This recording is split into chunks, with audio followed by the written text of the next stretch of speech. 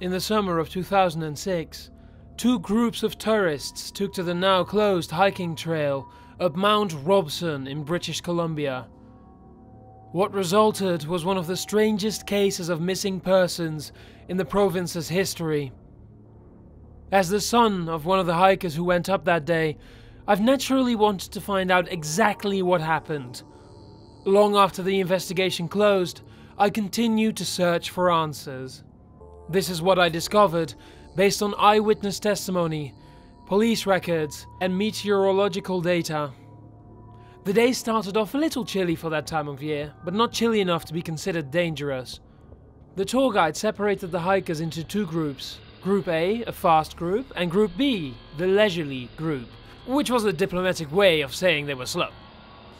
My mother, an avid hiker, was put into Group A. There was supposedly a running gag between the guides that whoever reached the summit last had to wear these embarrassing neon green socks on their next excursion, but to make things fair, we'd get to lead the faster group next time.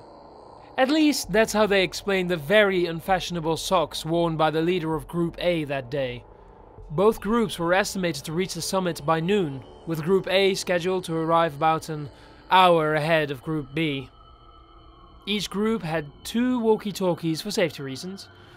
The hike itself was supposed to be fairly safe, taking the scenic route on multiple occasions to avoid potential danger spots. There was only one way up and only one way down.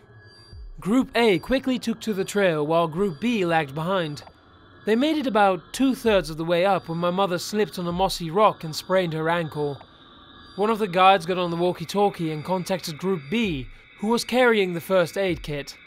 At that point, Group B was little under half an hour behind. Not wanting to ruin their reputation of being the fastest, Group A insisted on going on ahead without my mum. They left her by the trail with one of the guides and their extra walkie-talkie, then resumed their hike. The temperature was getting much more comfortable by that point, so the guide and my mom didn't have to take any special measures to stay warm while they waited for Group B to catch up. For the next half an hour, everyone stayed in contact using their respective walkie-talkies. Everything seemed fine. Group B eventually caught up to my mum.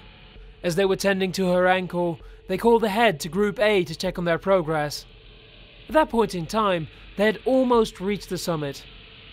Now, once she was patched up, my mum could have chosen to turn around and gone back the mountain with her guide, but she chose to keep going with the slower group.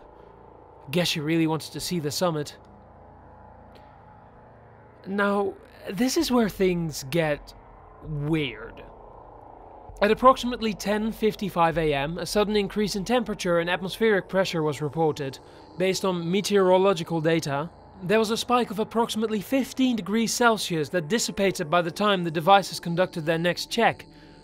Now, this is just an educated guess, but that means it lasted somewhere between 3 and 5 minutes.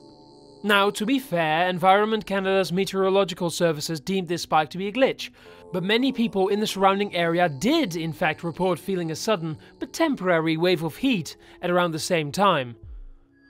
What followed was a low atmospheric rumble that sounded similar to thunder in that it seemed to reverberate through the sky, but with a softer, less fluctuating tone.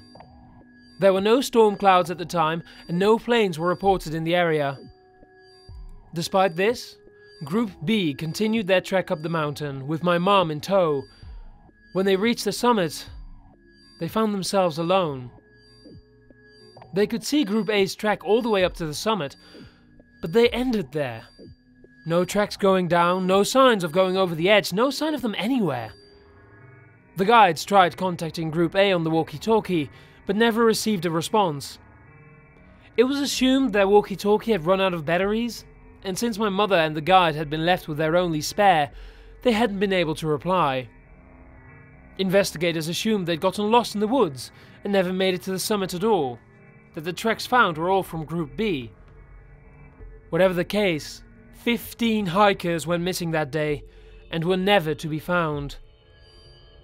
I often asked my mum to tell me her side of the story, to clue me in on any detail I might have missed, or things that hadn't been reported, but she refused us to talk about it.